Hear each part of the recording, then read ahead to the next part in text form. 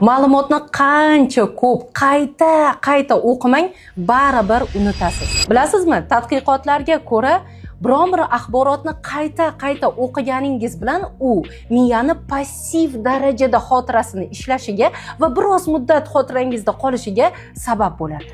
Agar axborotni ko'p xotirangizda qolishini xohlasangiz, siz bu axborot bo'yicha yoki savollarga javob berishingiz yoki testlarni ishlashingiz, hattoki undan ham zo'r natija siz bu axborotni kimgadir aytib berishingiz va yanada yuqori sifat esa natija esa bu axborotni hayotda qo'llab ko'rishingiz zarur ekan. Tadqiqotlarga ko'ra, siz bu ma'lumot bo'yicha savol-javob testlarni yechganingizda axborot 30% ga, kimgadir aytib berganingizda 60-70% ga va buni hayotda qo'llab ko'rganingizda esa 80-90% ga xotirangizda qoladi. Agar siz bu ma'lumot menga zarur degan bo'lsangiz, unda qaysi yo'ldan foydalanishni o'zingiz hal qiling. Shu kabi ma'lumotlar sizga zarur bo'layotgan bo'lsa, menga darhol obuna bo'ling va bu videoni kimga jo'natishni yaxshi bilasiz.